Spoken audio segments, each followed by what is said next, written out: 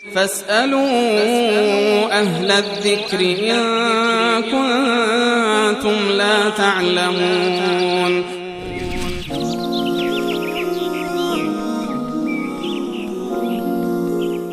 سوال بعدی بیننده در مورد این است که آیا هنگام نماز پیشانی باید حتما برهنه باشد؟ یعنی اگر پوشانده شود آیا نماز درست است یا نه؟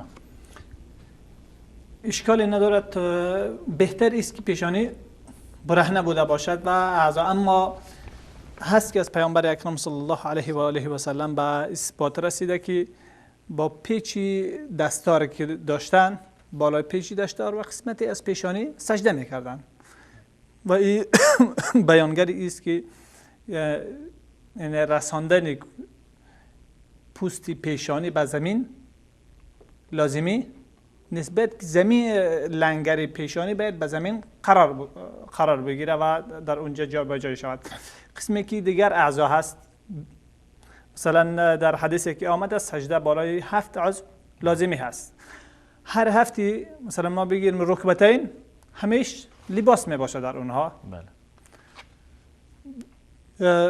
قدمین یا که انگشت های پای، انگشت های پای که هست اکثرا یعنی بس اوقات هست که جوراب می داشته باشن و گهگاه دست ها هم دستکش می داشته باشن و هیچ اشکالی در اینها وجود ندارد. منتها که باید این بالای زمین قرار بگیرن.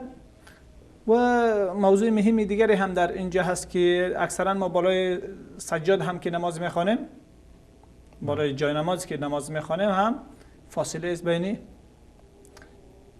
پوستی بدن ما، پوستی روی ما و زمین. از پیامبر اکرم صلی الله علیه و سلم در انواع مختلف، بالای انواع مختلف جای نمازها نماز خواندن ثابت هست. پس هیچ اشکالی در این اصل قضیه وجود ندارد. مهم است که باید اعضای هفتگانه بالای زمین لنگراندار شوند و بلند نباشند، از زمین، از تماس با زمین بلند نباشند. یعنی مهم اینه که کاملا اینا با زمین ارتباط بگیره و بچسبه زمین. اینجوری نباید که فاصله وجود داشته باشه. ولی مثل لباسایی که به زانو یا جوراب میپوشیم خود به خود یعنی انسان استفاده میکنه جزء این حالت قرار میگیره و مانعی نیست دیگه. نه ان شاء الله مشکلی در این وجود نداره. منتها یک چیزی که بسیاری ها در او کوتاهی میکنن، بلند گرفتن بینی از زمین هست که اشتباه است که بینی هم جزئی از اعضای به شمار آمده که پیامبر اکرم صلی الله علیه و سلم رساندن او را به زمین در سجده لازمی قرار دادن که باید به زمین بچسبه.